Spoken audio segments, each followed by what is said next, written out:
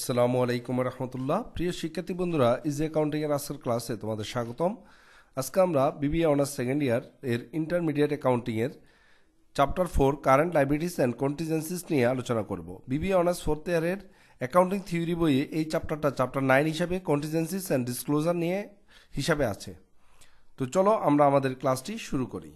আজকে আমরা যে ম্যাথটা সমাধান করব সেই ম্যাথটা তোমরা স্ক্রিনে দেখতে পাচ্ছ। সেটা 2013 সালে তোমাদের কাছে যদি বই বা সাজেশন বই থাকে সেখান থেকে 2013 সালে তোমরা এই ম্যাথটা খুঁজে পাবা। তো এই ম্যাথটা আজকে আমরা সমাধান করে দেখাবো আজকের ক্লাসে। এখানে বলা আছে দ্য ফলোয়িং আর selected 2014 transaction of Tanin enterprise. Tanin এন্টারপ্রাইজের 2014 সালের কিছু ট্রানজ্যাকশন নিচে দেওয়া আছে। সেপ্টেম্বর 1 তারিখ থেকে ডিসেম্বর 1 পর্যন্ত কিছু ট্রানজ্যাকশন দেওয়া আছে। এখানে রিকোয়ার্ডে বলা আছে make all the journal entries necessary to record the above transaction using appropriate date. যথাযথ তারিখ অনুযায়ী আমাদের এই লেনদেনগুলো জার্নাল করতে হবে। কি করতে হবে? জার্নাল। বি নম্বরে বলা হয়েছে prepare adjusting entry 31 December 31 December তারিখে আমাদের অ্যাডজাস্টিং করতে হবে কনসার্নিং ইন্টারেস্ট সম্পর্কিত assume straight line amortisation of discount, এবং ডিসকাউন্টটাকে আমরা স্ট্রেট লাইন মেথডে অবলম্বন করে আমাদের অ্যাডজাস্টিংটা করতে হবে। তো চলো আমরা দেখে আসি প্রথমে এই লেনদেনগুলোর জার্নালটা আমরা কিভাবে করব। এবার আমরা এখানে প্রথম জার্নালটা করব। প্রথম জার্নালে বলা আছে purchase inventory from Ikunu company on account. Ikunu কোম্পানির কাছ থেকে আমরা পণ্য ক্রয় করেছি 50,000 টাকা। Tanin records the purchase gross and uses perpetual inventory system. সে গ্রস মেথড এবং পারপিচুয়াল ইনভেন্টরি সিস্টেমে পণ্যের হিসাব রক্ষণ করে। তো পারপিচুয়াল ইনভেন্টরি সিস্টেমে যদি পণ্যের হিসাব রক্ষণ করে আমরা পারচেসের জায়গায় লিখব কি মার্চেন্ডাইজ ইনভেন্টরি। আর কার কাছ থেকে পণ্য কিনেছি? আমরা ইকুনু কোম্পানির কাছ থেকে। যেহেতু অন অ্যাকাউন্ট মানে ধারে, তাহলে অ্যাকাউন্টস পেয়েবল ক্রেডিট, তাহলে merchandise inventory debit, accounts payable dash Ikunu company credit 50,000 টাকা। তাহলে আমরা পণ্য ক্রয়ের জাবেদা সেপ্টেম্বরের 1 তারিখের জাবেদাটা পণ্য ক্রয়ে, তাই আমরা পণ্য ক্রয়ের জার্নালটা দিয়ে নিলাম। এবার আমরা পরের ট্রানজ্যাকশনে যাই। পরের ট্রানজ্যাকশন অক্টোবর 1 তারিখে। এখানে বলা হয়েছে ইস্যুড টাকা 50,000 12 month 8% note to Ikunu company. Ikunu company যে আমাদের পাওনাদার ছিল, সেই ইকুনু কোম্পানিকে আমরা 8% একটি নোট ইস্যু করেছি। পেমেন্ট অফ অ্যাকাউন্ট, অর্থাৎ যেটা ধারের টাকা আমাদের কাছে পাবে, আমাদের যে সেপ্টেম্বরের 1 তারিখে পণ্যটা আমরা ক্রয় করেছিলাম ধারে, সেই ধারের টাকার বিপরীতে আমরা নোট ইস্যু করেছি। তো পাওনাদারকে যদি নোট ইস্যু করা হয় তখন জাবেদা হয় accounts payable debit 8% notes payable, বা শুধু নোটস পেয়েবল ক্রেডিট 50,000 টাকা। যে টাকাটা এখানে ছিল সেই টাকাটাই এখানে বসাই দিব আমরা। তো যখন পাওনাদারকে কোনো নোট ইস্যু করা হবে তখন জাবেদা দিবে অ্যাকাউন্টস পেয়েবল ডেবিট আর নোটস পেয়েবল ক্রেডিট। এরপর আমাদের জাবেদা নভেম্বরের 1 তারিখে। নভেম্বরের 1 তারিখে বলছে ব্রড টাকা 50,000 50,000 টাকা ধার করেছি ফ্রম জনতা ব্যাংক। কোথা থেকে? জনতা ব্যাংক থেকে। By signing A 12 month zero interest bearing note, মানে নন ইন্টারেস্ট বেয়ারিং নোট 54,000 নোট। তার মানে আমরা 50,000 টাকা দাঁড় করেছি 54,000 টাকার নোটে সাইন করে। তার মানে এটা হচ্ছে একটা নন ইন্টারেস্ট বেয়ারিং নোট। তো আমরা কত টাকা পেয়েছি? আমরা পেয়েছি 50,000 টাকা ক্যাশ, সেই জন্য ক্যাশ ডেবিট 50,000 টাকা। আর discount on notes payable debit হবে 4,000 টাকা। এখানে এই 50,000 ইন্টু 8% এটা দেখানোর দরকার নেই, এটা কোনো কাজে আসবে না আমাদের। আমরা জাস্ট যেটা ডিসকাউন্ট ছিল 54,000 টাকার মধ্যে 50,000 টাকা, সেটা আমরা এখানে লিখে দিব যে 4,000 টাকা। আর নোটস পেয়েবল ক্রেডিট হবে আমাদের, নোটস পেয়েবল ক্রেডিট হবে 54,000 টাকা। তার মানে আমরা ক্যাশ পেয়েছি, ক্যাশ ডেবিট 50,000 টাকা, discount on notes payable debit 4,000 টাকা এবং নোটস পেয়েবল ক্রেডিট 54,000 টাকা। আশা করি তোমরা এটা বুঝতে পারছো। এরপর আমরা ডিসেম্বর 1 তারিখে আমরা জাবেদা দিব the board of director declare a 30,000 cash dividend that will be payable on January 10, 2015। Stockholder record date December 31, 2014। তো এখানে আমাদের ডিসেম্বরের 1 তারিখে ডিভিডেন্ড ডিক্লেয়ার করা হয়েছে। ডিভিডেন্ড ডিক্লেয়ার করলে তোমরা মনে রাখবে যে যেদিন ডিক্লেয়ার করা হয় সেদিন জাবেদা দিতে হয় retained earnings debit dividend payable credit, আর যেদিন পেড করে দেওয়া হয় সেদিন জাবেদা হবে dividend payable debit cash credit. So আজকে যেহেতু আমরা ডিসেম্বরের 1 তারিখে জাবেদা করতেছি, এদিন আমাদের ডিক্লারেশন ডেটে জাবেদা হবে written earnings debit dividend payable credit. তোমাদের অনেকের বইতে dividend expense debit dividend payable credit, সেই জাবেদাটা আসলে ভুল। ডিভিডেন্ড যখন ঘোষণা করা হয় তখন রিটেন আর্নিংসটা ডেবিট করে ডিভিডেন্ড পেয়েবলকে ক্রেডিট করতে হবে। তো আমাদের এই নাম্বার রিকোয়ারমেন্ট শেষ। আমাদের এই নাম্বার রিকোয়ারমেন্ট শেষ হয়ে গেল। তো আশা করি তোমরা এই নাম্বার রিকোয়ারমেন্টটা বুঝতে পারছো। এবার আমরা চলে যাব বি নাম্বার রিকোয়ারমেন্টে। বি নাম্বার রিকোয়ারমেন্টে বলছে প্রিপেয়ারে adjusting entries December 31 concerning interest সম্পর্কিত অ্যাডজাস্টিং এন্ট্রি দেওয়ার জন্য। তো ইন্টারেস্ট সংক্রান্ত অ্যাডজাস্টিং এন্ট্রি দেওয়ার সময় আমরা এখানে দেখবো আমাদের দুইটা নোট আছে। একটা হচ্ছে ইন্টারেস্ট বেয়ারিং নোট, অক্টোবরের 1 তারিখে ইস্যু করা হয়েছে, যেটা 8% সুদে। আর একটা নভেম্বরের 1 তারিখে ইস্যু করা হয়েছে, যেটা 0 কুপন ইন্টারেস্ট, মানে নন ইন্টারেস্ট বেয়ারিং নোট। এই দুটার অ্যাডজাস্টিং দিতে হবে। তো তোমাদের আগের ক্লাসগুলোতে আমরা শিখিয়ে দিয়েছি ইন্টারেস্ট বেয়ারিং নোট এবং নন ইন্টারেস্ট বেয়ারিং নোটগুলো কী এবং সেগুলো কীভাবে অ্যাডজাস্টিং দিতে হয়। তো আমরা ইন্টারেস্ট বেয়ারিং নোটের অ্যাডজাস্টিং দিব interest expense debit, interest payable credit. নোটের মূল্য কত? নোটের মূল্য ছিল এটা 50,000 টাকা, 8%। তো 50,000 টাকার 8% করে 12 দিয়ে ভাগ করবো, 3 দিয়ে গুণ, কারণ অক্টোবরের 1 তারিখে ইস্যু করেছি অক্টোবরের 1 তারিখে, এই জন্য অক্টোবর, নভেম্বর, ডিসেম্বর 3 মাসের সুদ। আর ডিসেম্বর 31 তারিখে আমরা নন ইন্টারেস্ট বেয়ারিং যে নোটটা ছিল সেটার আমরা জাবেদা দিব interest expense debit, discount on notes payable credit. এখানে আমাদের টোটাল ডিসকাউন্ট ছিল 50,000 টাকার, ধার করে আমরা নোটে সাইন করেছি 54,000 টাকা। তার মানে এখানে 4,000 টাকা ডিসকাউন্ট ছিল। সেই 4,000 টাকাকে আমরা কি করব?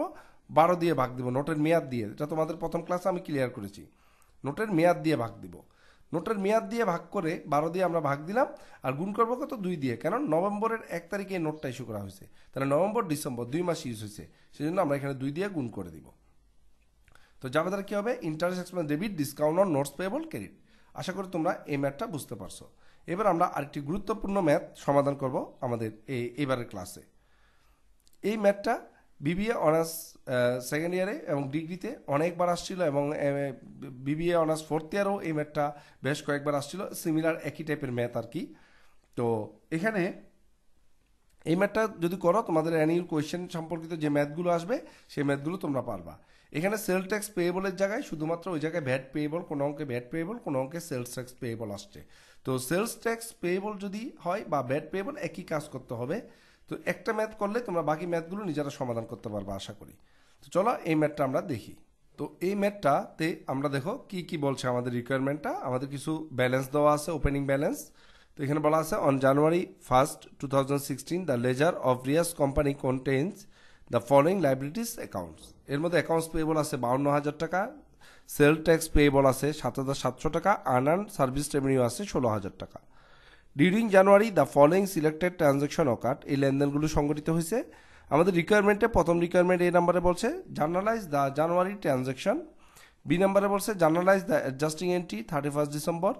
1 নম্বরে আউটস্ট্যান্ডিং নোটস পেয়েবল, এবং 2 নম্বরে বলছে estimated warranty liability. Assuming warranty cost হচ্ছে expected equal to 7% of sale, যেখানে আমাদের ওয়ারেন্টি এস্টিমেট করা হয়েছে সেলসের 7% অফ নিউ প্রোডাক্ট, নতুন প্রোডাক্ট বিক্রয়ের। সি নাম্বারে বলছে prepare the current liabilities section of the balance sheet on 31 January 2016 assume the no change in the accounts payable. Accounts পেয়েবলে কোনো পরিবর্তন হয়নি ধরে নিয়ে আমাদের বলছে কারেন্ট লাইবিলিটিস সেকশনটা তৈরি করতে। তো সর্বপ্রথম আমাদের কি করতে হবে? নিচে যে লেনদেনগুলো আছে এগুলোর জাবেদা করতে হবে। তো চলো আমরা প্রথমে জাবেদাটা করে আসি। আমরা জাবেদাটা বোঝার সুবিধার্থে কোয়েশ্চেনটা তোমাদের জন্য নিচে রাখলাম। এই কোয়েশ্চেনটা দেখে আমরা কিন্তু এখন সমাধানটা করব।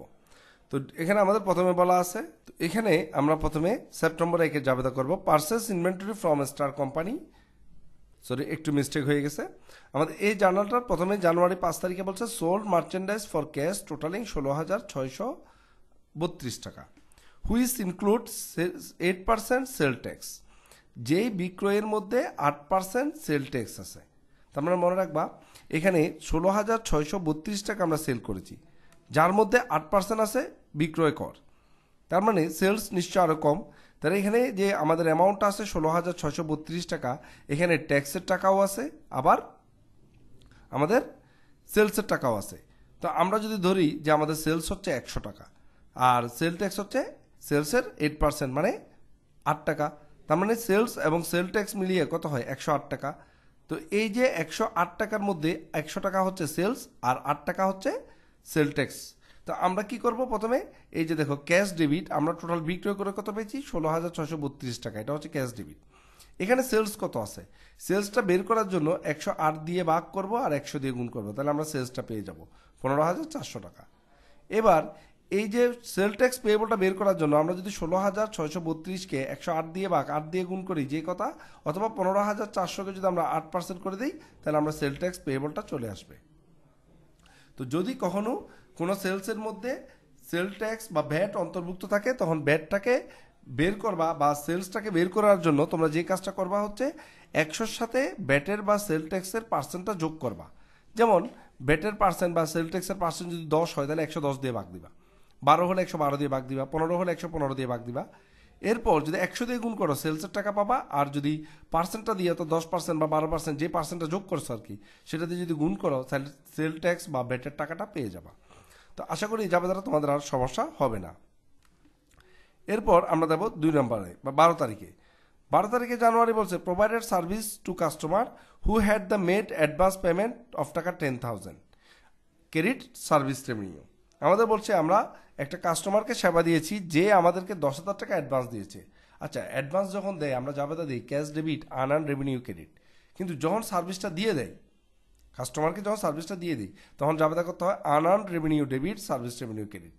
এটা ওরা একটা হিন্টস দিয়ে দিচ্ছে আমাদের সার্ভিস রেভিনিউকে ক্রেডিট করতে বলছে, কিন্তু মনে রাখবা এটা হিন্টস না দিলেও আমরা এই জাবেদাটাই দিতাম unearned service revenue debit service revenue credit 10,000 টাকা। 14 তারিখে বলছে paid state revenue department for the sale tax collected in December 2015 7,700। আমাদের কোয়েশ্চেনে যে সেল ট্যাক্স পেয়েবলে ব্যালেন্স দেওয়া ছিল 7,700 টাকা, বলছে এটা আমরা গভর্নমেন্টকে পরিশোধ করে দিছি। তো গভর্নমেন্টকে যদি আমরা পরিশোধ করে দিই তাহলে আমরা কি দিব, সেল ট্যাক্স পেয়েবল, এটা স্টেট ট্যাক্স পেয়েবল না দিয়ে তোমরা দিবা sale tax payable debit cash credit. সরাসরি sale tax payable debit cash credit দিয়ে দিলে অঙ্ক হয়ে যাবে 7,700 টাকা। 20 তারিখে বলছে sold 500 units of new product on credit. ধারে আমরা 500 ইউনিট পণ্য বিক্রয় করেছি, যেখানে আমাদের 50 টাকা করে প্রত্যেকটা দাম পার ইউনিটের দাম, প্লাস আমরা 8% সেল ট্যাক্স নিয়েছি।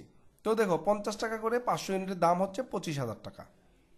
50 টাকা করে 500 ইউনিটের দাম হচ্ছে 25,000 টাকা। তাহলে আমরা সেলস ক্রেডিট করব 50 গুণ 500 মানে 25,000 টাকা। এটার সাথে কিন্তু আমরা প্লাস আরও 8% সেল ট্যাক্স নিয়েছি। 8% সেল ট্যাক্স নিয়েছি মানে 25,000 টাকার 8% কত হয় 2,000 টাকা সেল ট্যাক্স। তাহলে আমরা দেনাদারের কাছ থেকে কত নিব 27,000 টাকা। 25,000 টাকা হচ্ছে কি আমাদের সেলসের টাকা, আর 2,000 টাকা হচ্ছে সেল ট্যাক্সের টাকা। এখন প্রশ্ন করতে পারো যে স্যার আমরা তো প্রথম যাবে দেয় যে 108 দিয়ে বা 100 দিয়ে গুণ করে সেলসের টাকা বের করছে, এখানে কেন নাই? ওইখানে যে 16,636 টাকা দেওয়া ছিল সেটার মধ্যে কিন্তু ট্যাক্সের টাকা অন্তর্ভুক্ত ছিল, এখানে কিন্তু অন্তর্ভুক্ত নাই। এখানে বলছে আমরা 500 করে 50 টাকা করে 500 পিস পণ্য বিক্রয় করেছি, প্লাস 8% সেল ট্যাক্স নিয়েছি আমরা। তো এখানে সেল ট্যাক্সটা অন্তর্ভুক্ত নাই, তাই আমরা সরাসরি পার্সেন্ট করে সেল ট্যাক্সটা বের করে যোগ করে অ্যাকাউন্ট রিসিভেবলের টাকাটা বসাতে হবে। এই নিয়মগুলো আমরা আমাদের যে ব্যাটের ক্লাসগুলো আসবে ব্যাটের ক্লাসে আমরা ডিটেলস আলোচনা করে দেবো। ওই ক্লাসগুলো দেখলে তোমাদের ব্যাপারগুলো ক্লিয়ার হয়ে যাবে। তো আশা করি এখানে আমাদের অ্যাকাউন্ট রিসিভেবলের টাকাটা বুঝতে পারছো। তারপর বলছে this new product in subject to 1 year warranty. এই প্রোডাক্টের 1 বছরের ওয়ারেন্টি আছে, তো ওয়ারেন্টি থাকতেই পারে, ওয়ারেন্টি যখন দিব আমরা তখন দেখব। এরপর দেখি আমরা বাকি লেনদেনগুলো। এবার 21 তারিখে বলা হয়েছে ব্রোড টাকা 18,000 from prime bank on a 3 month 10% note, 18,000 note. 18,000 টাকার একটা নোট আমরা ইস্যু করেছি, ইস্যু করে টাকা ধার করেছি 3 মাস মেয়াদি 10% সুদে। তার মানে interest bearing note. Interest bearing note issue করলে যাবে তা তোমরা জানো cash debit notes payable credit, cash debit notes payable credit.